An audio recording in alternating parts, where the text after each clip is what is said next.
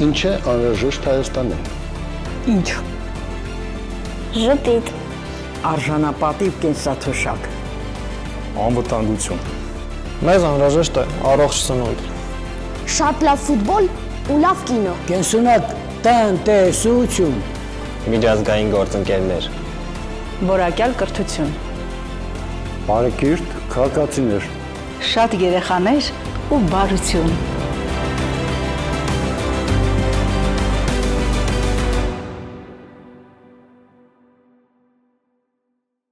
Դժվար թե որևէ նորածին, դեռահաս կամ երիտասարդ մտածի կենսաթոշակի մասին։ Բայց քամիներն շատ արագ սրում են եւ փոստատարը թակում է յուրաքանչյուրի դուռը։ Չնայած հիմա փոստատարներն են այլևս արխիվում եւ գուցե դա էլ վերածվել on-line հարթակի։ Այսօր մենք կխոսենք սոցիալական պաշտպանվածության, կենսաթոշակների եւ այն հսկա բազմության մասին եւ նրանց հոգսերի մասին, որոնք մեծ տոկոս են կազմում մեր հասարակության մեջ։ Ուստի ներկայացնենք մեր հյուրերին արցախցիների իրավունքների պաշտպանության խորհրդի անդամ պարոն Գագիկ Ավանեսյանն է մեր հյուրը, ինչպես նաև ապրելու երկիր կուսակցության համահիմնադիր, աշխատանքի եւ սոցիալական հարցերի նախկին նախարար պարոն Մեսրոպ Առաքելյանը, Հուսո տուն բարեգործական կենտրոն հիմնադրամի տնօրեն Մովսես Պողոսյանը եւ Երևանի քաղաքապետարանի աշխատակազմի երեխաների եւ սոցիալական պաշտպանության վարչության սոցիալական պաշտպանության բաժնի պետ Տաթևիկ Ավետիսյանը։ Շնորհակալություն ընկերներ եւ սկսենք միանգամից եւ սկսենք պարոն Առաքելյանից։ Պարոն Առաքելյան, ինչ է պետք կամ ինչ է պակաս կամ ինչ է արվում, որպեսզի սոցիալապես ապահով լինեն մեր քաղաքացիները, ներառյալ այն 600,000 մարդիկ, որոնք թոշակառուներ են։ Ընդհանրապես Հայաստանի անկախությունից ի վեր կենսաթոշակառուները մեր ամենախոցելի խումբն են, որովհետև ցավոք մինչև այժմ նրանք չեն կարողանում ստանալ արժանապատիվ թոշակ եւ այն թոշակը, որ այսօր մեր կենսաթոշակառուները մոտ 500,000, որից մոտ 380,000-ը դրանք աշխատանքային թոշակ են ստանում, կենսաթոշակը ճնշող մեծամասնության համար չի կարողանում ապահովել այն կենսական խնդիրները Նվազագույն զամբյուղը այս պահին սպառողական զամբյուղը մոտ 78,000 դրամ է, իսկ միջին կենսաթոշակը աշխատանքային միջին կենսաթոշակը մոտ 50,000 դրամ է, իսկ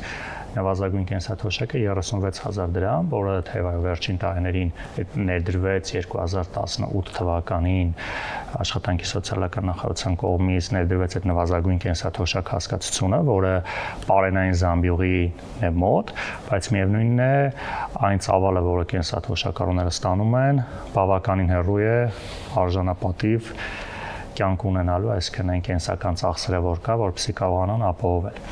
Իհարկե նաև այս պահին, որ գիտենք, որ ներդրվել է այդ կൂട്ടակային կենսաթոշակային համակարգը 1974 թվականից հետո ծնվածներին, սակայն դեռևս տարիներ կան մինչև այդ մարդիկ ստանան իրենց կենսաթոշակը, բայց միևնույն ժամանակ ամենևին այնպես չէ, որ այդ կൂട്ടակային համակարգը էական մեծ թոշակ է ապահովելու, քան ներկայիս համակարգը, քանի որ դա էլ կապված է մարդու աշխատավարձի չափից, միևնույն ժամանակ յուրաքանչյուր տարի գնաճային տեմպերը, որ արձանագրվում է Հայաստանում, ուղղակի բացարձակ արժեքով ասել, որ հիմա կստանան ենթադրենք 100,000 դրամ, այսինքն 15-20 տարի հետո ամենևին միանշանակ չէ, որ այդ 100,000 դրամը ավելի մեծ գնողունակություն կունենա, քան այսօր։ Կենսաթոշակների բարձրացումը պետք է հանդիսանա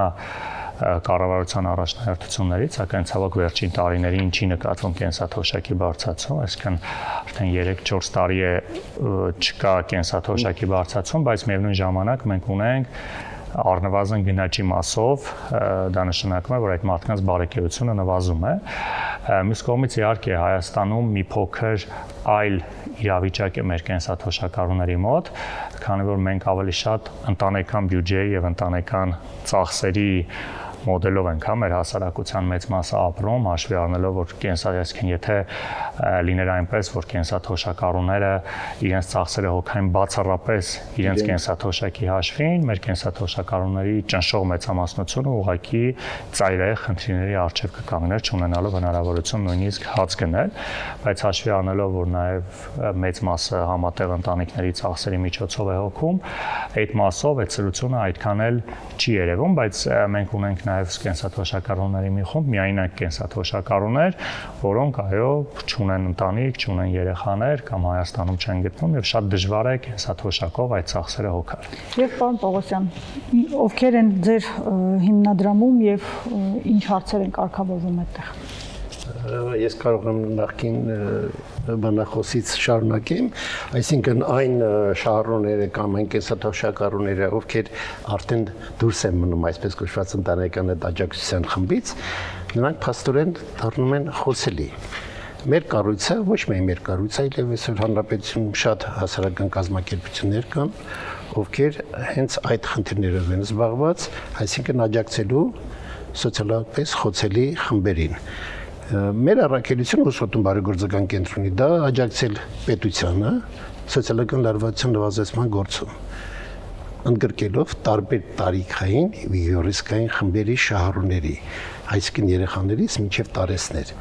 Սովորաբար երբ մենք խոսում ենք կենսաթոշակների մասին, միշտ պատկերացնում ենք տարեցների, բայց թոշակառու կարող է լինել նաև երիտասարդ տարիքի։ Այսինքն սոցիալական կարիքը այսօր բերում է նրան, որ ինչ որ ձևի այդ այսօրվա առկա կարիքը պետք է հոգացվի։ Պետք է խոստովանել, որ իշկանել պետությունը ուզի, մենք այսօր մեր հնայի պայմաններում, այս գնաճի պայմաններում այդ հնարավորությունը չկա։ Օբյեկտիվ օրինակ գնահատենք, այդ հնարավորությունը չկա։ Այստեղ է նոր ընդգծվում հասարակական կազմակերպությունների գոյության անհրաժեշտությունը։ Այսինքն դա դառնում է անհրաժեշտ եւ բավարար պայման, որպեսզի այդ կազմակերպությունները իրենց գործունեությունը ծավալեն, որպեսզի սոցիալապես խոցելի անձիկ, հիմնականում կենսաթոշակառուները կարողանան ընդգրկվեն այդ ծրագրերում հոգալով իրենց առօրյա սոցիալական կարիքները։ Դա ոչ միայն սնունդն է, դա նաև կարող լինի այլ ծառայություններ, հագուստից սկսած հոգեբանական աջակցություն եւ այլն։ Այսա ընդհանուր տեսականորեն բացատրած։ Ավելի մանրամասն ենք։ Տիկին Ավետիսյան, տարբեր ռիսկային տարիքային խմբեր եւ իրոք մենք շարունակ խոսում ենք կենսաթոշակի անցած մարդկանց մասին, բայց ոչ դեռահասների պաշտպանվածության։ Եթե խոսենք Երևանի քաղաքապետարանի մասին, որպես համայնք եւ համայնքը բնակիչների կողքին լինելու առումով, հա, այս տեսանկյունից դիտարկենք, պետք է մի փոքր ավելի այսպես ետ գնամ եւ նշեմ, որ դեռևս 2019 թվականին Երևան համայնքում իրականացվեց բավականին մեծ հետազոտություն։ Ու այս հետազոտության արդյունքում է, որ ձևավորվեց հենց մեր վարչությունը, ինչպես նշեցիք, երեխաների եւ սոցիալական պաշտպանության վարչությունը։ Այո, այստեղ մեկտեղվեցին երեխաների պաշտպանությունը եւ սոցիալական հարցերը։ Եվ այս առումով մեր թիրախային խումբը շատ առավել ընդլայնված է, բայց այս ամենի այսպես հիմքերում պետք է խոսեմ այն մասին, որ շատ կարևորվեց մասնագիտական մոտեցումը, որովհետև ոչ միայն սա ուղղակի կառուցվածքային փոփոխություն արվեց, հա, այս կառուցվածքային փոփոխության արդյունքում ձևավորվեցին եւ ներդրվեցին հաստիկներ, որոնց արդյունքում մենք կարողացանք առավել մասնագիտական հարթակից դիտարկել խնդիրներին, այսինքն հենց վարչությունում ներդրվեց իրավաբանի, հոգեբանի եւ բնականաբար սոցիալական աշխատողի հաստիկը, հա,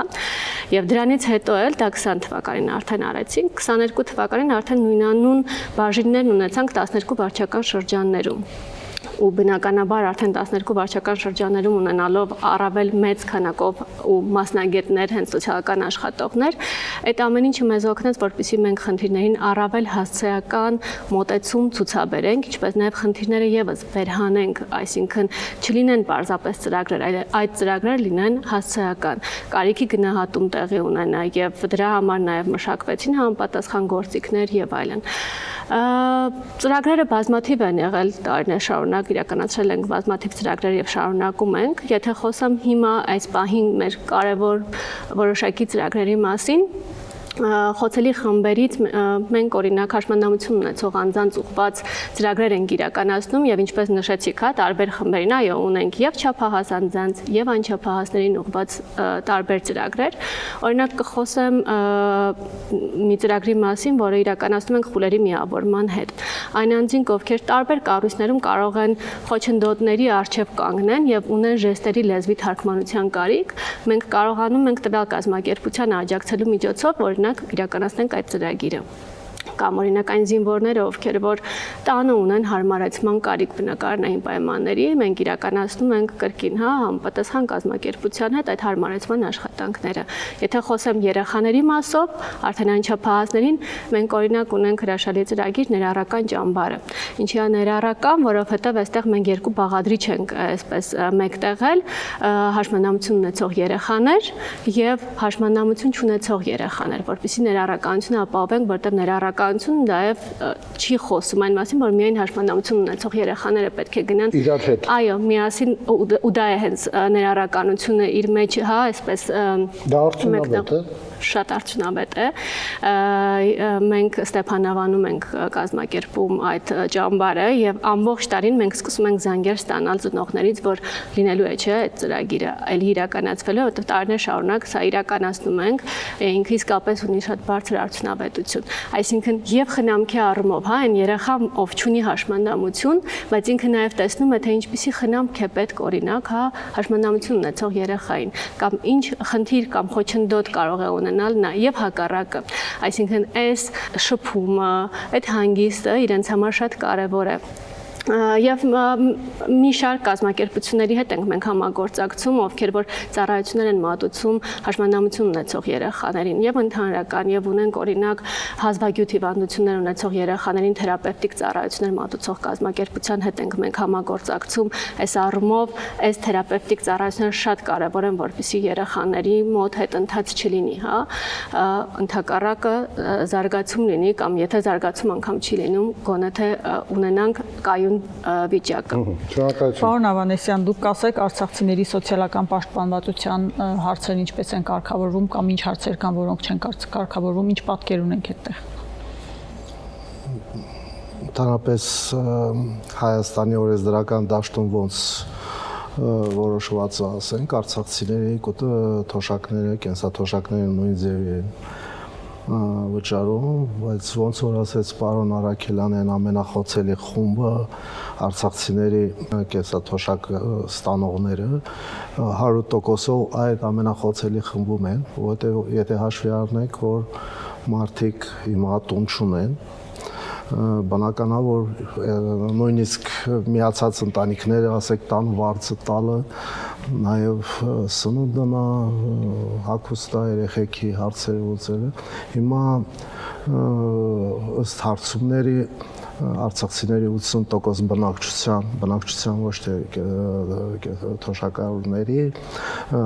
աղքատության շեմը հատել է արդեն։ Այսինքն այս վիճակում թեկուզ եւ ասենք, եթե վերցնենք, որ ըստ Արցախի բնակչության, ասենք, որ 5%-ն է կազմում Հայաստանի Հանրապետության բնակչության, եթե միջին թվաբանական նաև թոշակառուների դեպս վերցնենք, որ 5%-ն է, բայց այդ 5%-ը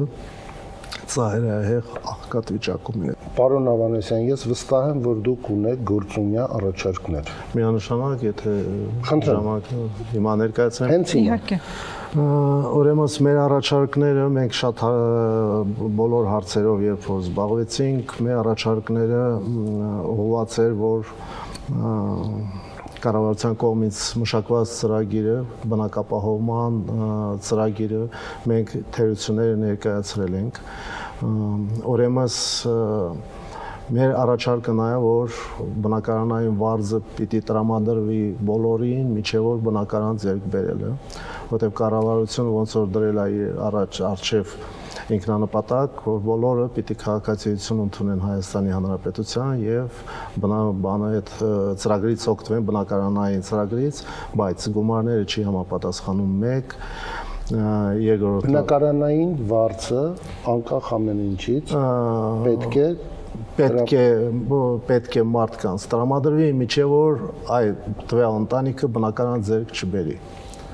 Իսկ ինչպես պետք է ձեռք բերի։ Այսինքն որոշված է, որ շնչին 3 միլիոն դրամի չափով գումար է տրամադրվում, որը միանշանակ չի հերիքում, չի համապատասխանում այսօրվա շուկայական գներին։ Այն դեպքում, որ 2003 թվականին կար կառավարության որոշում Ադրբեջանից տեղահանված մեր հայերի բնակապահովման ծրագիրը այն ժամանակ մշակել են ու մեկ շնչի հաշվարկով 12 քառակուսի մետր էր հաշվարկված եւ քառակուսի մետրի արժեքը ավան վարչական տարածքի շուկայական գինը, այսինքն եթե այդ չափանիշով մոտիկանում ենք, որ եղել է, դա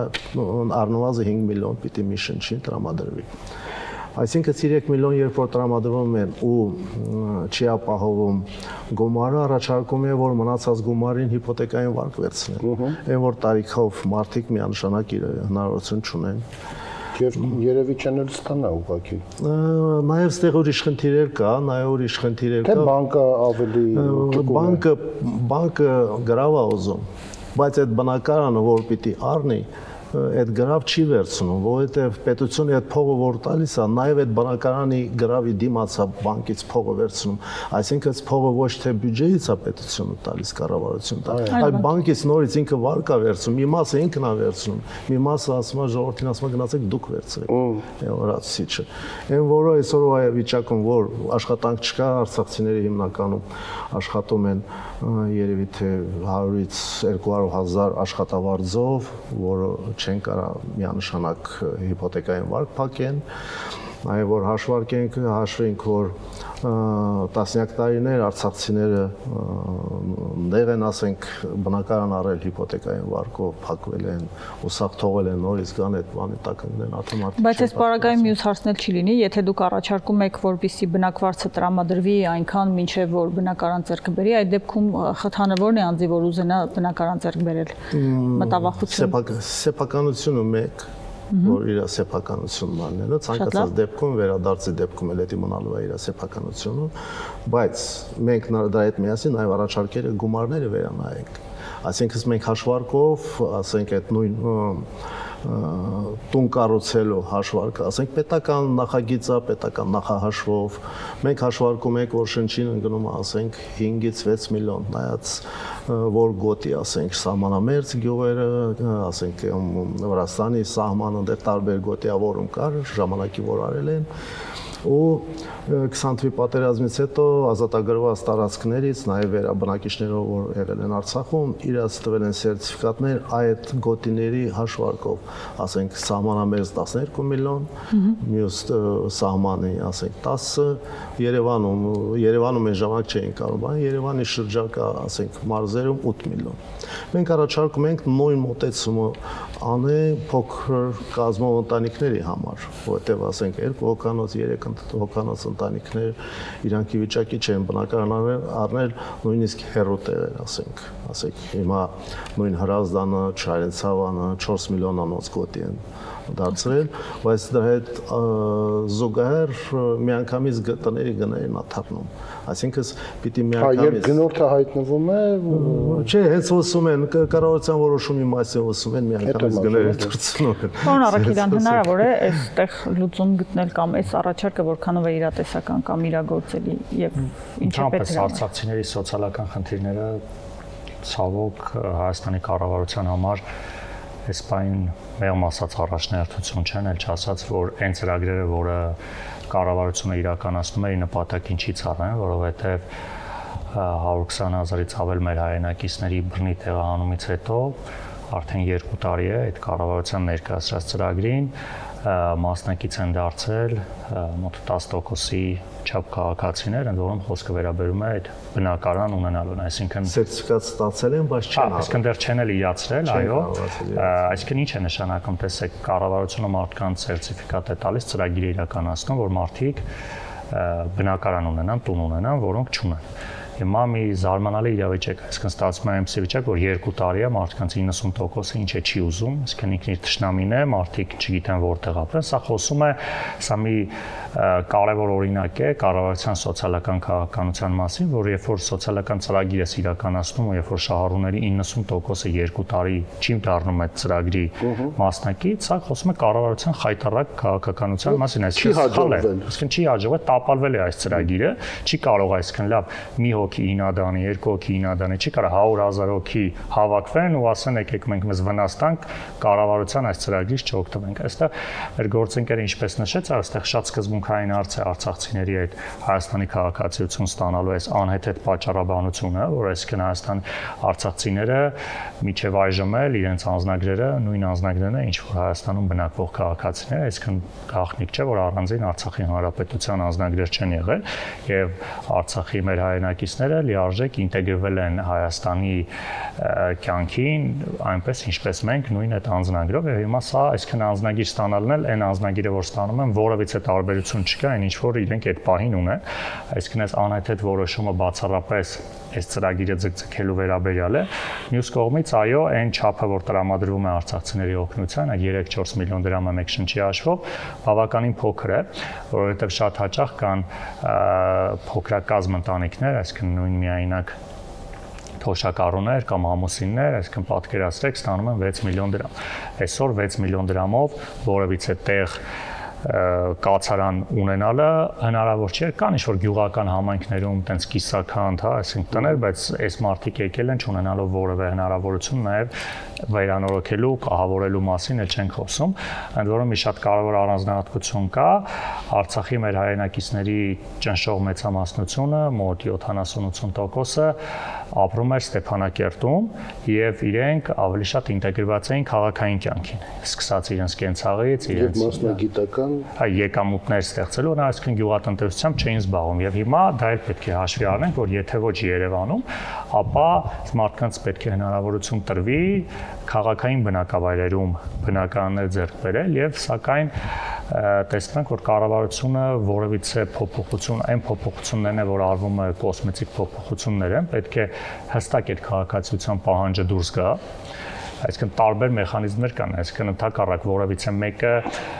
նաև սրանով չի հնարավորություն չի ունի նույնիսկ այսպես կոչված այդ Հայաստանի քաղաքացիության պահանջը հանեն, չի նշանակում, որ այդ բնականը կարող են բացառել, տարբեր մեխանիզմներ կա, կարող են այդ բնականը տալ, պայմանական ասած այդ բնականի 1%-ը պատկանի կառավարությանը, որ մարդիկ չկարողանան այդ բնականը վաճառել։ Այսինքն տարբեր մեխանիզմներ կան, որովհետեւ նաև նպատակային լինի այդ աջակցությունը։ Սա մեր կառավարության նաև ընդհանուր պետության խայտառակ քաղաքականությունն է նաև։ Բայց վստահ դուք ավելի գործունյա ինչ որ քայլեր տեսնում եք։ Կան լուծումներ, նաև ֆինանսական լուծումներ կան, այսինքն որտեղից գտնել այդ ֆինանսները։ Որտեղից գտնել, պետք չէ այս աջակցությունը միանգամից անել, որովհետև կարող է այս ամբողջը լինել հենց, այսինքն ինչ է պետք անել, գումարը մեծացնել, սարքել առնվազն 6-7 միլիոն դրամ մեկ շնչի հաշվով, բայց միևնույն ժամանակ դնել նվազագույն գումար, որովհետև ելի եմ ասում, ամենախոցելի խմբերը ընտանիքներ, որոնք մեկ հոգուց են բաղկացած ամուսիններ են, ոչ միայն թոշակառու ամուսիններ, այլ թեկուզ նորաստեղծ ամուսիններ են, երեխա չունեն, հիմա 2 հոգով, նույնիսկ այդ 10 միլիոն դրամով հնարավոր չէ, այսօր Հայաստանում բոլորս գիտենք, անշարժ գույքի գները այնքան են բարձրացել, 20-25 հազար դոլարով ես բազմից ծառայ ունեցել եմ, կառավարության անդամներին առաջարկել եմ գնացեք առեք, տեսնենք այդ որտեղ առեք, հələ ապրեք, տեսնենք դուք կարող եք այդ 7-8 միլիոն դրամանոց տները գտնել, մի հատ էլ ապրել ձեր ընտանիքներով, այդ նոր արցախցիներին խորհուրդ տվեք նման տներում ապրելու։ Էլ չասած, որ սրա քաղաքական բաղադրիչն է, արցախցիները ոչ թե ուղղակի տենց տուն են կորցրել, աղետ է եղել, ջրհեղեղ կամ երկրի, այդ մարդիկ իրենց բնորանը իրենց հայրենիքն են կորցրել, այսինքն այնպիսի սոցիալ հոգեբանական ծանր վիճակում են գտնվում, որ մեր կառավարության ապաշնոր քաղաքականության հետևանքով այդ կորուստների դիմաց պետք է անել նույնիսկ ավելին, ոչ թե ուղղակի մարդկանց ապահովել կացարանով, այսինքն անել առավելագույնը, որ արցախցիները իրենց լիարժեք զգան Հայաստանում, ինտեգրվեն մեր միջավայրին եւ մոռանան արտագաղթի մասին ու նաեւ ցավոք վերջի այս 2 տարվա ընթացքում արցախցիների արտագաղթի տեմպերը մտահոգիչ են եւ ամենակարևորը հենց կացարանի արկայությունն է, որ մարդը այդ սեփականության իրավունքը իր ապագան կապի Հայաստանի հետ, այլ ոչ թե որտեվ եթե այստեղ տուն չունին ու տրամաբանությամբ տուն կարա չունենա աշխարհի այլ երկրներում փորձի այնտեղ ինտեգրվել, ինչ պետք է անել, քաղաքացիության պահանջը հանել, դնել գումարը առնվազն 1 շնչի հաշվով 5-ից 6 միլիոն, տարանջատել Արցախում գյուղական եւ քաղաքային բնակավայրերում ապրած մարդկանց տարանջատում տալ, այսինքն քաղաքային բնակավայրերում ապրած մարդկանց առաջնահերթություն տալ, որ քաղաքային բնակավայրերում բնակարաններ ձեռք բերեն, շարունակել նույն իրենց կենսագործունեությունը ու նաև դնել բնակարանների նվազագույն եւ առավելագույն շեմ։ Նույն տրամաբանությամբ պետք է նաև արդար լինել, առավելես մեր արցախցի հայրենակիցների շրջանակներում շատ կային բազմազավակ ընտանիքներ, այսինքն եթե տենց 7-8 մինչև 10 հոգանոց ընտանիքներ կան Արցախում, բարձր որտեղ էլ պետք չէ տալ, ասենք 100 մոտ 200,000, այսինքն այդ տրամաբանությամբ նաև դնել ներքին, այսինքն առնվազն մոտ 15-ից մինչև 30 միլիոն դրամ այդ սահմանաչափեր պայմանական նվազագույն եւ առավելագույն շեմ դնել եւ օր առաջ լուծել ֆինանսական հնարավորությունների մասին։ Մինչև 2023 թվականներ ներառյալ Հայաստանի Հանրապետության կողմից Արցախի Հանրապետությանը տրամադրվում էր տարեկան 144 միլիարդ դրամ վարկ, որը փաստացի օգնություն էր, այսինքն չվերադարձավ, այսինքն այդքան գումար Հայաստանի Հանրապետության բյուջեից գնում էր Արցախի Հանրապետության, որի ճնշող մեծամասնությունը այս պահին 2024-25 եւ արդեն հաջորդ տարիների բյուջեմ չկա, այսինքն այդ հոդվածը կարելի ասել հսկայական խնայողություն է, իհարկե բնակ վարձերի մասով որոշակի ծախսարվում է, բայց եթե ընդհանուր նայենք այդ 144 միլիարդ էլ չէ, տարեկան մոտ 100 միլիարդի հաշվարկով հնարավոր է արցախցիների համար արագ կազմակերպել էժան հիպոթեկային վարկեր, որը ամբողջովին մարում է պետությունը, այսինքն որ պետության համար միանգամից ասենք այս տարվա բյուջեում բեր չլինի, այդ 10-15 տարվա կտրվածքով բաշխվում է պետության վրա, այսինքն մարդիկ գնում են ամբողջովին վարկը ստանում են, պետությունը հանդիսանում է այդ վարկի երաշխավոր եւ վճարման պարտականություն է ունենում ուղղակիորեն եւ պետական բյուջեից տարեկան 100 միլիարդ հատկացնելով հնարավոր է այս ծրագիրը արագ ամբողջությամբ իրականացնել։ Ես այստեղ հատուկ շեշտեմ, որ աշխատանքի եւ սոցիալական հարցերի նախարարությունը հրաժարվեց մեծ մասնակետ տրամադրել կամ գուցե չհարմարեցրեցին մեր գրաֆիկի հետ, հետեւաբար այս բոլորին գուցե կհակադարձեին կամ չէին հակադարձի ձեզ, այնուամենայնիվ մենք դիմել ենք նաեւ նրանց եւ անդրադառնալով նաև Երևան քաղաքի, որտեղ բնակչությունը ամենախիտ բնակեցվածն է, ովքեր են մենք նոր ձևավորված վարչությունը եւ հետաքրքիր է ովքեր են ձեր պաշտպանվածության ներքո իրականում, այսինքն մարդ, որը միայնակ է ապրում, մարդ, որը ունի եկամտի որոշակի շեմ կամ չունի, ինչ բյուջեով են իրենց հարցերը լուծվում, ինչպես են կարգավորվում այս բոլոր խնդիրները։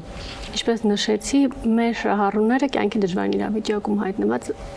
ընտանիքներն են եւ անձինք են, հա, այսինքն կապ չունի իրականում այդ ընտանիքը նպաստ ստանում է թե չի ստանում, ինքը միայնակ է թե միայնակ չէ, այսինքն եթե տվյալ անձը հայտնվել է կյանքի դժվար իրավիճակում, այս պարագայում ինքը մեր շահառուն է եւ ինքը մեր շահառուն է բոլոր ծրագրերի առումով։ Այն գործիքը, ինչ որ նշեցի, որ հա ունենք գործիք, որի հիման վրա իրականացում ենք կարիքի գնահատում, այսինքն կարիքի գնահատման հիման վրա, եթե մենք տեսնում ենք, որ այստեղ կա խնդիր եւ այս ընտանիքը ունի աջակցության կարիք, ինքը կարող է ստանալ աջակցություն եւ այդ աջակցությունները կարող են լինել տարբեր հասցեականությունը ապահովելով, այսինքն ըստ վերհանված կարիքի, հա։ Ինչ ասել եք կյանքի դժվար իրավիճակ, որն է այդ լայն կատեգորիայի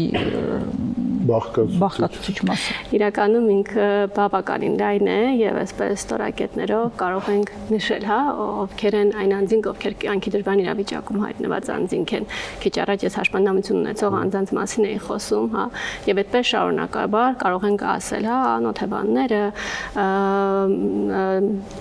տարեցները եւ այլն։ Այսինքն այն անձինք, ովքեր այնպիսի իրավիճակում են, որ միայնակ այս պահին չեն կարողանում հաղթահարել իրենց արժեվ ծառացած խնդիրը։ Եվ այդ խնդիրը եկեք միայն չդիտարկենք, որ դա ինչ որ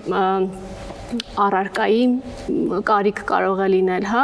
այսինքն գուցե ինքը պարզապես ունի ծառայության կարիք, հա, նույն տարեցը ունի ծառայության կարիք, եւ այս առումով մենք աջակցություն ենք ելի տրամադրում կազմակերպության, որի միջոցով տարեցը կլինի միայնակ, թե ոչ միայնակ ու զուտ կարիքի գնահատման հիման վրա ինքը ունի ծառայության կարիք, ցերեկային խնամքի ծառայության կարիք ունի, հա, սնունդի ստացման կարիք ունի, եւ այլն։ Ինքը կարող է լինել շահառու տվյալ ծրագրի, այսինքն կարիքը պետք է այնուամենայնիվ գնահատենք, որպեսզի հասկանանք, հա, այստեղ ինչ կարիքներ ենք վերհանում։ Ձեր կապը ինչպիսին է, դուք եք բացահայտում, թե իրենք են ի հայտ գալիս, ինչպես է դա տեղի ունենում։ Եվ կարող են մեզ դիմել ու բազմաթիվ են այդ դիմումները եւ կարող ենք մենք հայտնաբերել, քանի որ հենց համայնքի վրա է նաեւ դրված, հա, այդ պարտականությունը ինչ որտեղ հայտնաբերման, մենք նաեւ այո իրականացնում ենք հայտնաբերումը։ Հայտնաբերում ենք այն ընտանիքներին, ովքեր ունեն դրա կարիքը կամ իրենք են դիմում կամ հնարավոր է թե գծով պարզապես տանանք զանգ, որ այստեղ կա այս ընտանիքը, ով ունի աջակցության կարիք։ Իսկ ում եք մերժում։ Ինչպես է այդ գործընթացը։ Հիմա մարդը պնդում է, որ մենք 5 հոգի ենք եւ օրինակ այսօր սնունդ չենք կարողացել հայթայթել։ Ձեր շահառուն է թե ոչ։ Տեսեք, բազմաթիվ նման դիմումներ մենք կարող ենք ստանալ ամեն օր եւ ստանում ենք, բայց այդ նշած կարիքի գնահատումն է, որ բերում է հանգեցնում է նրան, որպեսզի մենք հասկանանք իսկապես այստեղ սնունդի կարիք կա, հա, որովհետեւ շատ հաճախ քաղաքացին կարող է նշել, որ ինքը ունի սնունդի կարիք, բայց մենք կարիքը գնահատենք եւ հասկանանք, որ այնտեղ այլ կարիքներ կան, հա, կամ չգիտեմ, ինքը գուցե նշում է, որ ունի սառնարանի կարիք, հա, բայց մենք գնում ենք եւ մեր սոցիալական աշխատողները գնահատում են ու հասկանում են, որ այնտեղ այլ համալիր ավելի առաջնահերթ կարիքներ են վերհանվում, որոնց որ պետք է առավել շուտ արձագանքել, որպեսզի այլ խնդիրներ չառաջանան, հա, նոր հետո քաղաքացու նշած կարիքը։ Դուք ունեք թիվ, որքան են ձեր շահառուները, այսպես ասած, մոտավոր։ Վարչական շրջանները ունեն իրենց շահառուների քանակը, այո, եւ տարբեր, հա, այսպես առանձնացված բաղադրիչներով, այսինքն տարեցներ են, հաշմանդամություն ունեցող անձինք են, երեխաներ եւ այլն, բնականաբար ունենք նաեւ քանակական տվյալներ։ Պարոն Պողոսյան, այս շահառուների մասին խոսակցության ժամանակ դուք տարբերություն դնում եք, իրենք արդեն ինչ-որ միտեղ գրանցված են, ինչ-որ մի բան ստանում են, թե կապ չունի ձեզ համար։ Ուրախության ինձ աշխատանքի սոցիալական հարցերի նախարարության համակարգում կամ միասնական սոցիալական ծառայություն, որոնք համապարփակ տեղեկություններ ունեն։ Չեմ ասի այսօր 100% դա բավարարում է, որովհետև եւ թեժ գծերով եւ մեր անհատական մոտեցմամբ մենք շատ հայտնաբերում ենք, ներկայացնում ենք այդ մարդկանց, բայց այսպես թե այնպես ինչ էլ ուզում եք անեք, ճիշտը ձեռք-ձեռքի աշխատանքն է, կառույց, անհատ եւ պետության համապատասխան ծառայություն։ Այդ դեպքում միայն արդյունք է ստացվում։ Իսկ ինչ վերաբերում է շահառուներին, ապա իրենք ունեն կարիքների, ինչպես մեր ինգերբանախոսը Տաթևիկ ասեց, ունեն կարիքների տեսակներ։ Մեր մոտ մի քիչ ոնց որ ասում են, որ հրատապ ռեժիմում ենք աշխատում, դա կարծես թե ավելի հեշտ է, ես կարող եմ թվերով, ժամերով, կիլոգրամներով, դրամներով ամեն ինչ ասել։ Օրինակ շահառուների թիվը մեր ծառայության այս տարվա 4322 հոգի է։ Կարող եմ հասցեով ասել, օրինակ մեր կազմակերպությունում այսօր աշխատում են 5 բռնետեղված արցախցի։ Դա այն չէ, որ նրանք 200,000, 300,000 աշխատավարձ են ստանում։ Ամենացածր աշխատավարձն է, բայց այդ մարդիկ արդեն աշխատում են։ Այսինքն կազմակերպության առաջնահերթություններից նաև այն է, որ դու որպես քաղաքացի, դու որպես կազմակերպություն ինչ ես անում, որն է քո կռիվը այս դաշտում։ Նպաստեք մարդկանց ունենալ գործիք տվեք, որ ինքը բռնի իր արժեքը ձեռք բերի։ Այս տեսակետից, չգիտեմ, հաջող թե անհաջող, համենայն դեպս նվազագույն աշխատավարձով մեր մոտ 75,000-ով մեկ հոգի աշխատում, այնուհետև 2 հոգի 100 քանի հազարով են աշխատում եւ միայն մեկ հոգի, չի ուզենա անունով տալ, 250,000-ով։ Այսինքն այդ մարդկանց այս ոլորտում ապահովելը դա չի նշանակում, որ ամբողջ արցախանության խնդիրները լուծեցիք, բայց երբ մենք խոսում ենք տվյալ պարագայում ավելի ընդգծելով արցախայցյան խնդիրները, դա մեկը մեկի արտահայտված է մեր բոլոր սոցիալական խոցելի խմբերի վրա, սակայն սա ավելի ընդգծված բան է, որովհետև իրոք թույլ տվեք կրկնել, հայրենիք են կորցրել են ամեն ինչ։ Այս տեսակետից նրանք իրոք ամենախոցելի են։ Ներողություն, նոր գիտեք ինչ մտածեցի, եթե մեր բոլոր աշխատող ձեռնարկությունները, ամենակիչը մի 5 հոգու նպատակամղված վերցնի աշխատանքի եւ որ իրենք էլ հասկանան, որ աշխատում են, այլ ոչ թե իրենց ուղակի տալիս են։ Միթե այս հարցը կիսով չափ չի լուծվի, ինչ կարծիք եք։ Պետությունը նաև խրախուսի նաև այդ ձեռնարկատերերի վճարելուց Սա կան որոշակի արտոնություններ տալ, որովհետև sense տենց այդ մարդիկ չեն աշխատում, հարկեր չի վճարվում, այսինքն առնվազն գոնե ինչ-որ ժամանակ, ասենք 1-2 տարի, կարելի է արցախցիների աշխատանքի ընդունել այդ ծրագիրը կար, երբ որ մենք կարծեմ հիմա էլ երևի մնացել է, նման ծրագիր էինք ներդրել, պատերազմից հետո հաշմանդամություն ունեցող զինծառայողներ, որ աշխատանքի էին ընդունում, այդ ժամանակ գործատուները ազատվում են եկամտային հարկ վճարումից կամ եթե այն ստանում եք մենք գումարի չափով, այսինքն այդ նման ծրագրեր կարելի է իրականացնել, խրախուսել եւ արցախցիներին աշխատանքի ընդունելու եւ նաեւ ընդհանրապես բացի արցախցիներից էլի կան բազմաթիվ խոցելի խմբեր, այսինքն այդտեղ պետությունը գործատուին մոտիվացնելով տարբեր ձևերով, որտեղ գործատուն նաեւ ոպսի տնտեսական, ֆինանսական մոտիվացիա էլ ունենա, կարելի է արագ այս հարցը լուծել, բայց 2 միլիարդ չենք էլի ի վերջո։ Բայց եկեք լսենք մեր քաղաքացիներին, թե լսենք քաղաքացիներին եւ նաեւ հետաքրքիր է թե որքան կենսաթոշակ նրանք ուզեին ստանալ։ Ինչքան թոշակ կուզեիք ստանալ։ Ինչքան շատ ենք անդա։ Սա այնքան ծիծաղելի գումար է, որ ինչ էլ ասեմ չի բան դինի։ Սա ուղղակի ծաղրանք է։ Շատ դժվար հարց է։ 100,000-ից ոչ պակաս։ 70,000։ Բավարար կլինի, կարծում եմ։ Ինձ բավականացնում է։ Ես ներքին գործերի թոշակառու եմ, ստանում եմ նորմալ։ Գոնե մինիմումի 70-80,000 ստանայինք, որ գոնե մինիմալ ապահովեինք էլի մեզ թշվար կյանք։ Գիտեք ինչ ինձ բավականացնում եմ թոշակը։ Քիչ ենք ստանամ, չի բավականանում։ Գոնե 100-150, գոնե։ Այն ինչ որ ես ստանում եմ, այն թոշակը որ ստանում եմ, քեսի շատ գնում է տեղերին։ Մեկը որ ասեմ էլ ոչ մի արդյունք չեմ ստանալ, որ ասեմ որ ինչ։ Մոտավորապես գոնե մի 80,000։ Ինչ։ Այն բանի ասած հանդել չէ, պրտատ մոտ։ Ես մի հատ օղակով եմ ուզում անդրադառնալ։ Տեսեք, ձեզ վճարվում է բյուջե, քաղաքային բյուջեից կամ հարկերից գոյացող բյուջե, որի համար դուք սոցիալական որոշակի խմբի պաշտպանվածության հարցն եք լուծում եւ մարդիկ կան, ովքեր նշում են, որ X քանակի թոշակի պարագայում, օրինակ, եթե 150,000 դրամ թոշակ ստանան, ինչը շատ ծանր բեռ է վստահ պետության համար, այնուամենայնիվ իրենք կլուծեն իրենց հարցերը։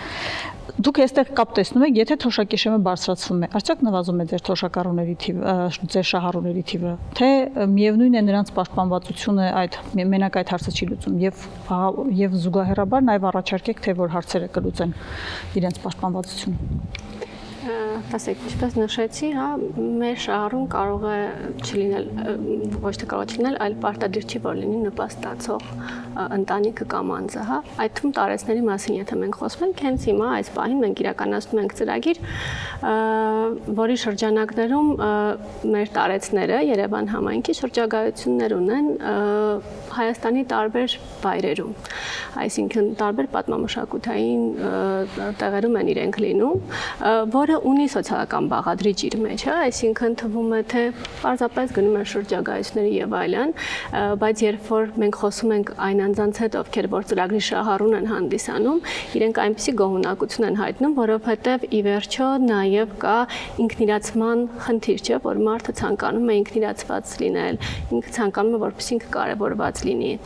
նաեւ այս տեսանկյունից եթե մենք դիտարկենք, այո, եւ ինչու՞ չէ նաեւ շփումների կամ չգիտեմ ծանոթանալու, որովհետեւ շատ դեպքերում մեզ շահառուները ծրագրի նշում են մենք փաստորեն ապրում էինք նույն վարչական շրջանում, բայց չէինք էլ ճանաչում իրար, բայց մենք ունենք ISSS նմանությունները, ունենք, չգիտեմ, նույն կերպ ենք մտածում այս հարցի շուրջ եւ այլն, այսինքն պարտադիր չէ, որ սոցիալական ծրագրի մեջ միայն մենք, այո, կարեւոր է բնականաբար, հա, որ անձը պետք է ունենա համապատասխան ֆինանսական միջոցներ, որպեսզի ապահովի իր կարիքները, բայց միևնույն ժամանակ պետք է նաև այս տեսանկյունից էլ նայենք, որ կան նաև այլ ծառայությունների կարիք, որոնք որ ունեն եւ տարեցները եւ առհասարակ բոլոր խմբերը։ Ես կրկին ուզում եմ պարոն Առաքելյանը մի շարք փակագծեր բացի, որովհետեւ վստահորեն իր աշխատանքի ընթացքում գործիքների մասին շատ է խոսվել, այսինքն ինչ գործիքներով հասնել նույն պատկերացնեք երազանքը 80,000 դրամն է։ Դա նույնիսկ սահմռկեցուցիչ է, դուք պատկերացնում եք երևակայության աստիճանը։ Մեր գործընկերը նախ հավելեմ շատ կարևոր արձանագրում արեց, որ բացի եթե խոսում ենք նույն կենսաթոշակառուների մասին, բացի թոշակից, շատ կարևոր է նաև նրանց ընդհանուր միջավայրը, ապրելակերպը, որը, այսպես ասած, արձանագրում է ակտիվ ծերացում տերմինով, որովհետև ընդհանրապես նաև ուսումնասիրությունները խոսում են այն մասին, երբ մարդը անցնում է թոշակի, անկախ նրանից ինչքան թոշակ է ստանում, հոգեբանական ծանր փուլ է, այսինքն մարդու մոտ միանգամից ոնց որ ինքը հայտնվում է արդեն ոչ մեկին էլ պետք չի ծերացման, հա, արդեն ոչ կոպիտ չի, ոչ պիտանի խմբի մեջ, անկախ նրանից։ Եվ հայտնի է, որ հիվանդությունները այդ ժամանակ ավելի են։ Շատ հաճախ այդ 60 կենսաթոշակի անցնելու նախորդող 1 տարվա այդ ստրեսը, որ հեսա պետք է ինքը դառնա կենսաթոշակառու, եւ հաջորդ տարին այո, բավականին ծանր փուլ է եւ մեր շրջապատում բոլորս ականատես ենք լինում, ունենք, հա, բարեկամներ, ծնողներ, ովքեր կենսաթոշակառու են, բայց լրիվ աշխատունակ են եւ ուղակի կենսաթոշակի անցնելով պայմանավորված, երբ որ այլևս չեն աշխատում եւ ստանում են թոշակ, դա ուղակի անընդունելի է։ Այսինքն պետությունը պետք է որ այդ ծրագրերը մենք սկսել ենք, որ նաեւ այդ ակտիվ ծերացման մասով աշխատանքներ արվի, այսինքն այդ պարագայում նույնպես խրախուսվի գործատուներին, որ կենսաթոշակառուների աշխատանքով ապահովելը կամ աշխատանքի շարունակությունը լինի բավականին ակտիվ փուլ նաև գործատուների համար։ Մյուս հատվածը, որը որոշակի աշխատանքներ արվեցին, կան նաև բազմաթիվ աշխատանքներ, որ մեր կենսաթոշակառուները իրենց տարիքից ելնելով կարող են շատ ակտիվ իրականացնել տարբեր աշխատանքներ, որը նույնպես մեր տնտեսության, մեր հասարակության համար կարևոր մաս է դառնում, այսինքն այդ ուղղությամբ աշխատանքները շատ ավելի կարևոր են, ոչ թե ուղղակի միայն 80,000 կամ 180,000 տանք, ասենք դե գնացեք ոնց ուզում եք ապրեք, այսինքն այդ մարդկանց նաև առողջության, կյանքի երկարացման համար ակտիվ ինտեգրումը հասարակության, այսինքն այդ մարդը իրեն զգա պիտանի, ինչ որ մի միջավայրում, ինչ որ մի կոլեկտիվում, ինչ որ մի թիմում, երբ որ մարդը ներգրաված է թեկուզ փոքր աշխատանքի, այսինքն իր առօրյան որպես դատապարտված չի, որպես կենսաթոշակառու ու ապրում է միայն իր առօրյան անցնում է այդ իմաստով 0 է մոտեցումը։ Այդ տեսանկյունից ցավոք շատ քիչ հատվածն է մեր կենսաթոշակառուների, որոնք աշխատում են, բայց բոլոր ուսումնասիրությունները ցույց են տալիս, որ մի քանի անգամ, տասնապատիկ անգամ ավելի շատ աշխատունակ կենսա, որովհետև 63 տարեկանը այն տարիքը չէ, որ մարդուն ասես դու այլևս պիտանի չես աշխատելու, շատերը մինչև 80-ից հետո էլ հնարավորություն ունեն եւ աշխատունակ են։ Բայց 63-ը նա կուտակել է մեծ փորձ, չէ՞։ Առավել եւս որ այսօր մենք ունենք բազմաթիվ մասնագիտություններ, հմտություններ, որոնք սերնդեսերունդ չեն փոխանցվել եւ այդ մի խումբ կա նաեւ մասնագիտությունների, որ այսպես ասած արդեն այդ ինֆորմացիան չենք կարողանում սերունդներին փոխանցել եւ նաեւ այն ժամանակ քննարկում ենք, որ հենց այդ նաեւ կրթական որոշակի հմտությունների, հա, այսինքն որովհետեւ բացի բարձրագույն ուսումնական հաստատություններից արհեստների ուսումնական կենտրոններում նաեւ մեր ավակ սերնդի ներկայացուցիչները իրենց շատ բացառիկ հմտությունները կարող են փոխանցել, բայց այնուամենայնիվ վերադառնալով այո այդ կենսաթոշակի չափից, այո, բավականին ցածր է եւ այդ ուղղությամբ աշխատանքները չգիտես ինչի վերջին տարիներին դադարել են, որովհետեւ թեկուզ փոքր տեմպերով բարձրանում են, բայց նաեւ մեր քաղաքացիների դիրքորոշումը լսելուց տեսանք նաև հակադիր կարծիքներ, որ այո կան նաև կենսաթոշակառուներ, պայմանավորված նաև նախկինում աշխատանքով բավականին բարձր կենսաթոշակ են ստանում եւ մեր մոտ եւ կենսաթոշակառուների մոտ կա եւ ընդհանրապես ամբողջ հասարակության մոտ, որ ընդհանրապես սոցիալական խնդիրների կարևորագույն ցուցիչն է, դա եկամուտների բևեռացումն է։ Այսինքն մենք ունենք ծայրահեղ եկամուտների բևեռացում, մենք ունենք մոտ 25% աղքատություն, բայց դրան զուգահեռ մենք ունենք քաղաքացիների խումբ, որ եվրոպական կամ համաշխարհային մակարդակի կարողություններ ու եկամուտներ ունեն։ Եվ նույնն էլ շարունակվում է կենսաթոշակ ստանալու։ Եվ կենսաթոշակ ստանալու ժամանակ էլ մենք ունենք կենսաթոշակառուներ, որոնք ստանում են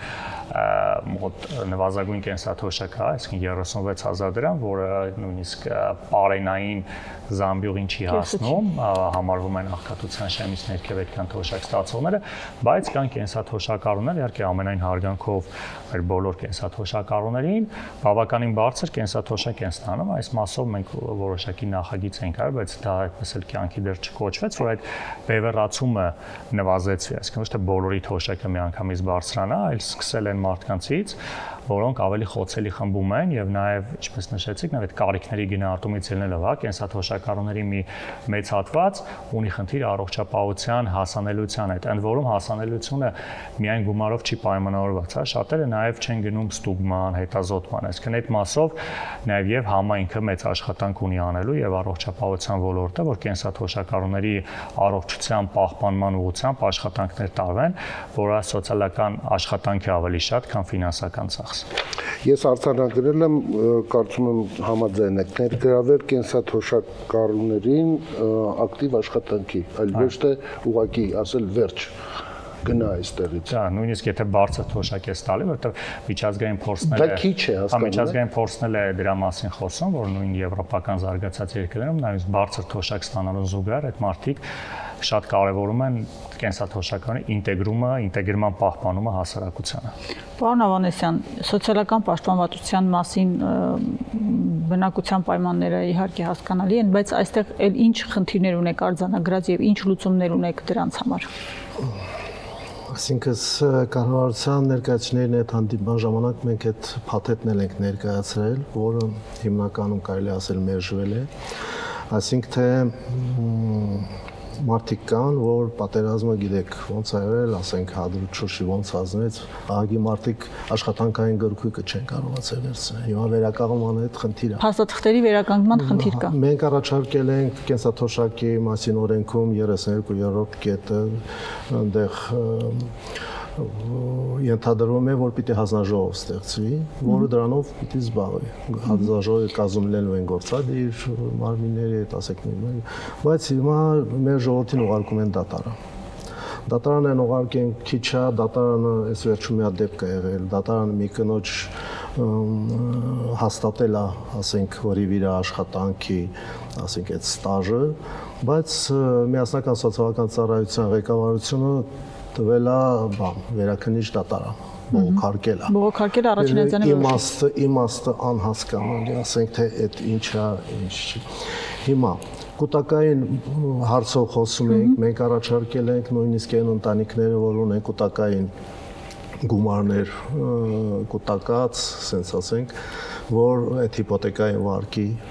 ասենք, բնակարան առնելու թողեն, թույլ տան, որ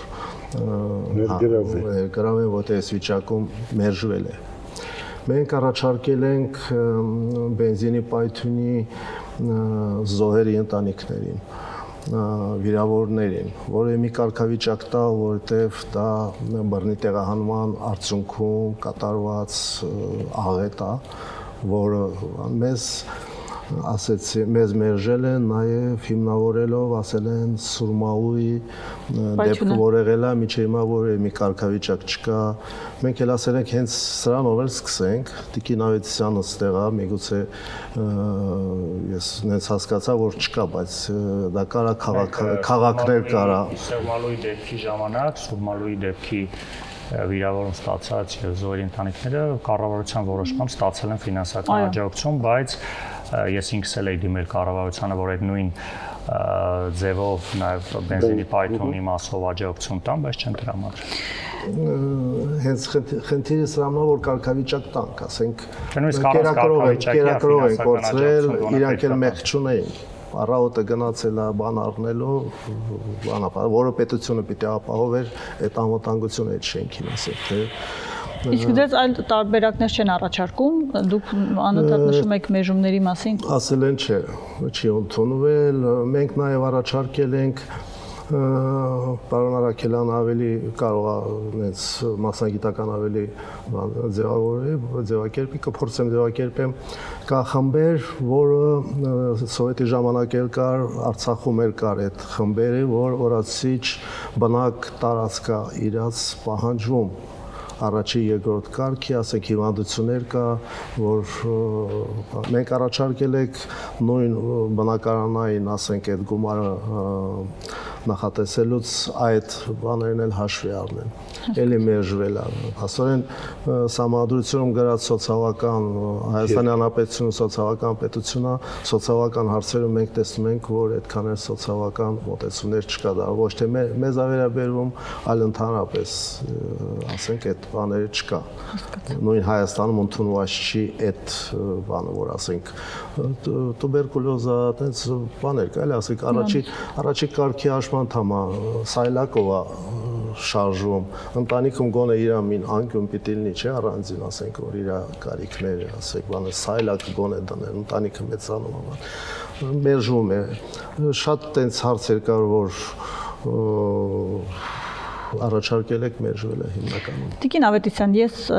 անդրադառնալով, քանի որ առաջիկայում նաև դիմելու ենք նորագույն տեխնոլոգիաներին, որքանով են լուծումները ժամանակակից QR կոդով օգտվել տրանսպորտային միջոցներից, հերթագրվել բժշկության ապահովագրության այս կամ այն համակարգում գրանցվել, որքանով են խոցելի դարձնում սոցիալական որոշ շերտերի, հատկապես բարձր տարիքի մարդկանց։ Արդյոք ձեզ դիմում են այդ հարցերով, արդյոք մեր նորագույն տեխնոլոգիաներով փոփոխությունները կամ լուծումները խնդիրներ չեն ստեղծում սոցիալական որոշակի շերտի համար։ Այս հարցերին դուք բախվում եք։ Շնորհակալություն, նախ կցանկանայի մեր գործընկերոջ հարցի հետ կապված արձագանքեմ, որովհետև Երևան համայնքը շատ արագ արձագանքեց հենց պայթյունից տուժած ընտանիքներին։ Մենք առաջնային աջակցություն տրամադրել ենք դեռևս այն ժամանակ, եւ դա դրամական աջակցության միջոցով իրականացվեց իրականում, եւ շարունակաբար այդ ընտանիքները կարող են լինել մեր տեսադաշտում, ինչպես նշեցի, կարիքի գնահատման հիման վրա։ Եվ անդրադառնալով արդեն իսկ ձեր հարցին, կցանկանամ նշել, որ ամեն դեպքում մենք ապրում ենք մի ժամանակահատվածում, երբ որ փոփոխվում են, եւ այո, ինչ որ զարգացումներ են տեղի ունենում, ու մենք ինչ որ կերպ պետք է նաեւ այդ նորարարություններին պատրաստ լինենք եւ նաեւ պատրաստենք այն բոլոր անձանց, ովքեր որ գուցե իրենց համար շատ ավելի բարդ է, եւ դա հենց իրազեկման արշավներն են գուցե, որոնց մասով Երևան համայնքը եւս կատարում է տարբեր աշխատանքներ նույն իրազեկման հետ կապված։ Տարբեր մարտահրավերների մասով մենք իրազեկումներ անում ենք նույն հոգեկան առողջության մարտահրավերներ ունեցող անձանց հետ կապված ենք մենք իրազեկումներ անում, մեր ծրագրերի մասով ենք իրազեկումներ անում, եւ այն ինչ որ նշեցի, որ վարչական շրջաններում մենք ունենք սոցիալական աշխատողներ, ինչ որտեղ նաեւ այս սոցիալական աշխատողներն է, որ օգնում են, եթե տարեցը ունի խնդիր ու չի կարողանում օգտվել ձեր նշած QR կոդից կամ ինչ որ այլ հավելվածներով չի կարողանում իր խնդրին լուծում տալ, վարչական շրջանի մեր սոցիալական աշխատողները պատրաստական են եւ իրազեկելու եւ աջակցելու եւ այսպես օգնելու, որպեսզի քայլ առաջ գնան եւ մարդիկ կարողանան իրենց քաղաքացիները, ովքեր որ դիմել են ու ունեն այդ խնդիրներին ու այդ մարտահրավերների առաջ են կանգնած, ամեն դեպքում ստանան իրենց խնդիրների լուծումը։ Ես մի բան չեմ հասկանում, 36000 դրամ թոշակ եւ համակարգեր, որոնք աշխատում են ժամանակակից հեռախոսներով։ Ինչպես պետք է հիմա այդ մարդուն սոցիալական պաշտպանվածությունը ապահովել։ Թեկուզ նույն հեռախոս ունենալու գնով, երբ աղքատության թիվ շեշտվեց։ Ինչպես է դա տեղի ունենում։ Խնդրի մասին եք խոսում, որը որ այո, շատերը գուցե եւ կանգնեն այդ խնդրի առաջ, բայց այնուամենայնիվ չեմ էլ նշի, որ շատ են այդ թվերը ամեն դեպքում մեզ մոտ արձանագրվել։ Համենայն դեպս մենք վարչական շրջաններից նման տեղեկատվություն չենք ստանում, որ կա շատ համալիր այսպիսի խնդիրների կարիք, որովհետև եթե լինեն այդ խնդիրների բարձրաձայնումը շատ մեծ քանակությամբ լինի, վստահաբար քայլեր կձեռնարկվեն այնուամենայնիվ, ինչպես կարելի է լուծում տալ խնդրին։ Ես առաջարկում եմ վերջաբանից առաջ փորձել խմբավորել կոնկրետ առաջարկները։ Այո։ Մասնավորապես ավելի դիպուկ էր արցախցիների հետ կապված առաջարկները բնակարանային վարձի տրամադրումը շարունակվի։ Եվ որոշակի շեմ բարձրացվի գումարի եւ այլ հարցեր։ Եվ հիպոթեկային վարկի համար տրամադրվող մեկ շնչի գումարը առնվազն 5 միլիոն դրամ բարձրացվի։ քաղաքացիության պահանջը ընդհանրապես դուրս գա որպես այդպիսի բան, որ պետք է լինեք, հետո կլինի, հետո կմտածենք, չգիտեմ ինչ։ Այն ֆինանսական միջոցները, որը տրամադրվում էր Արցախի Հանրապետությանը, շարունակվի Նրանք բավարարեն այս բնականային ծրագիրը իրականացնելու համար։ Արտոնություններ ձեռնարկություններին, որոնք կներգրավեն արցախցիների կամ ընդհանրապես կենսաթոշակային տարիքը անցած մարդկանց, ճիշտ է։ Ինչ որ չափով հիմա կա, բայց հիմնականում մախինացիայի ակտեր է դառնում։ Դա էլ դառնում է։ 3 ամսով տալիս են, պայմանավորվում են, գրանցում են, բանից որ զոկել, այտենց ազդակներ ունեն, կոնկրետ բաներ, չէ՞, ազդակներ կան, որ ինչ որ դեպքեր եղել է, որ այտենց մախինացիայի։ Ինչպես ամեն ինչի մեջ միշտ գտնվում է։ Դե պետք է դիմել եւ հետամուտ լինել, շատ հետեւականներ ու վերահսկել։ Մենք ինքներս առաջարկել ենք օգնենք վերահսկելու։ Մենք ինչ առաջարկում ենք, ասենք մենք պատրաստ ենք օգնել ամեն ինչում, պատրաստ ենք աջակցել։ Այսօրվա դրությամբ Հիմա քանի որ աշխատանքի եւ սոցիալական հարցերի նախարարություն ներկայացուցիչ ունենք այստեղ գործող աշխատող այսօրվա դրությամբ Հայաստանի Հանրապետության այդ նախարարությունը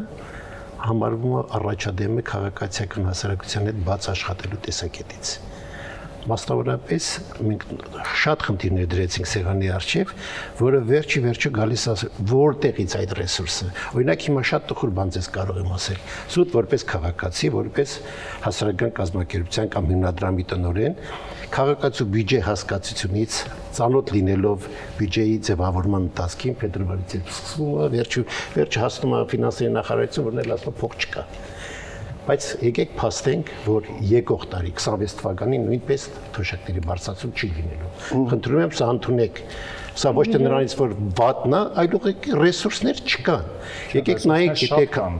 ներողություններ խնդրում ես ավարտեմ միտքս, ուրեմն կա ռեսուրսների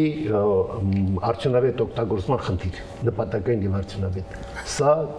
փաստա, որը պետք է արվի, ուղղորդի, վերաուղղորդի, բայց ես ասում եմ, իրական այն կարիքը, որ մենք ունենք, դրա համար անհրաժեշտ ռեսուրսներ չկան որտեղից։ Հիմա նայում ենք պետության բյուջեին, առաջինը մեծ ծախսաբաժինը պաշտպանությունն է, երկրորդ ծախսաբաժինը գիտեք որն է։ Այս ոլորտն է եւ ամենամեծ այրույցի բաժինը տանում են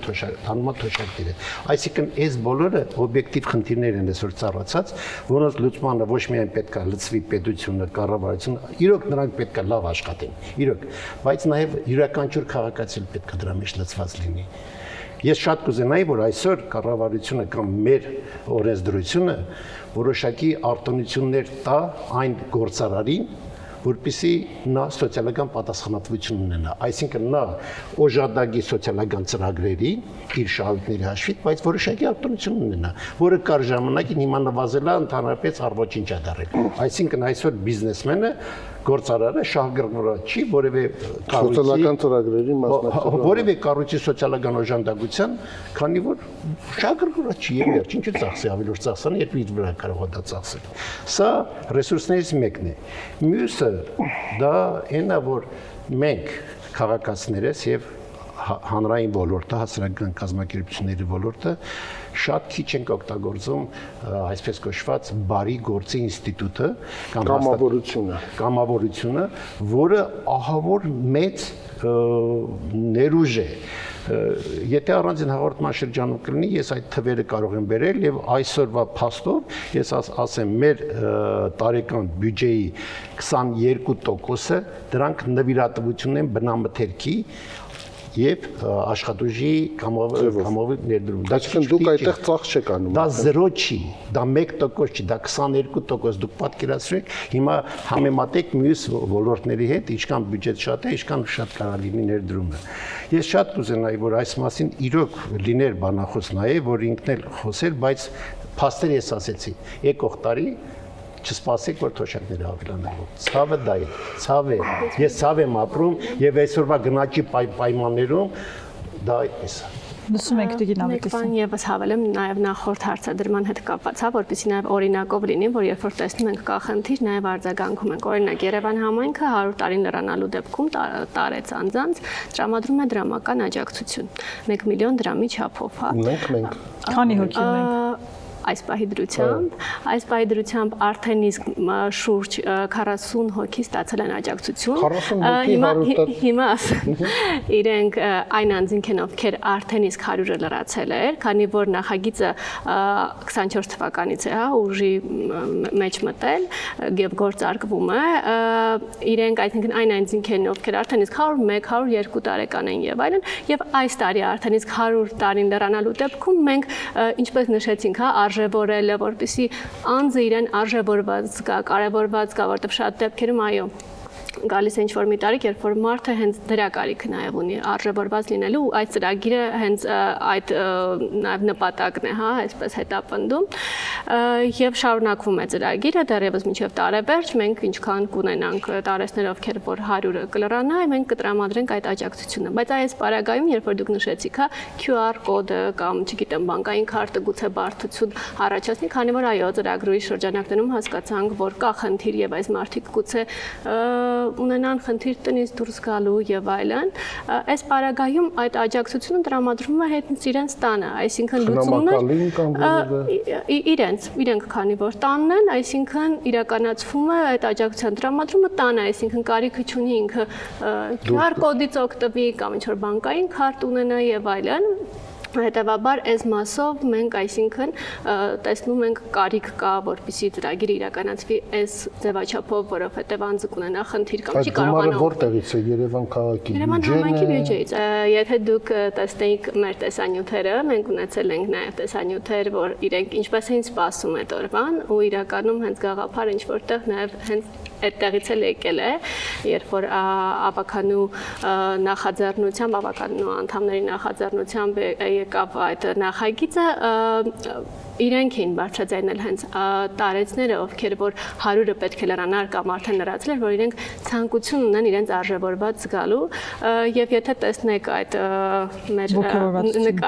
նկարահանված այո վիդեոները, կտեսնեք թե իրենք ինչպես են պատկերացնում, հա, ինչ են անելու այդ գումարը ամեն դեպքում ցանկացած տարիքում մարդ ունի նպատակներ եւ իր նպատակների համար բնականաբար կկարողանա ծախսել այդ գումարը։ Լավ շարժառիթ է 100 տարի ապրելու համար, բայց տեսնենք թե արհեստական բանականությունը ինչ է առաջարկում եւ կանխատեսում կենսաթոշակների, արժանապատիվ կենսաթոշակների կապակցությամբ։ Ընդհանուր առմամբ կենսաթոշակների բարձրացումը կախված է մի քանի գործոններից։ Առաջին հերթին պետբյուջեի հնարավորություններից եւ կառավարության որոշումներից։ Հիմնականում դա լինում է կամ տարեկան բյուջեի վերանայման ժամանակ, կամ երբ կան հատուկ սոցիալական ծրագրեր, որոնք ուղղված են կենսաթոշակառուների կենսամակարդակը բարելավելու։ Այսինքն, եթե կառավարությունը որոշի օրինակ հաջորդ տարվա բյուջեում ավելացնել այդ մասով հատկացումները, ապա այդ ժամանակ էլ կենսաթոշակները կբարձրանան։ Հիմա երբ դա կախված է նրանից, թե երբ են այդ բյուջետային քննարկումները կամ երբ են իրագործվում այդպիսի ծրագրերը։ Մեծամասամբ դա կարող է լինել տարեվերջին կամ տարվա սկզբին, երբ բյուջեն հաստատվում է։ Իսկ ինչ է պետք դրա համար, հիմնականում պետք է լինի համապատասխան տնտեսական աճ, բյուջետային միջոցների աճ կամ փոխհակական կամք, որպեսզի այդ բարձրացումները հաստատվեն։ Այդ ամենը գումարվելով միասին բերում է նրան, որ որոշվում է բարձրացնել կենսաթոշակները։ Այսպեսին էր արհեստական բանականության առաջարկը։ Կամերը շատ էին, ինչպես նկատեցինք այս անգամ։ Եվ դրա համար էլ այո 2026-ին կենսաթոշակները չեն բարձրանալու։ Կերպայական լիներ այս արհեստական բանականությունը։ Ինչ ում հետ շփվում է, այնպես էլ ստացվում է։ Շնորհակալություն, բարեկամներ, շնորհակալություն։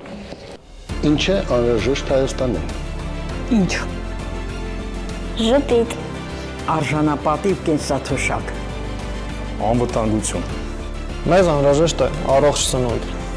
Շատ լավ ֆուտբոլ ու լավ կինո։ Կենսունակ տնտեսություն։ Միջազգային գործընկերներ։ Որակյալ կրթություն։ Բարեկիրթ քաղաքացիներ։ Շատ երեխաներ ու բարություն։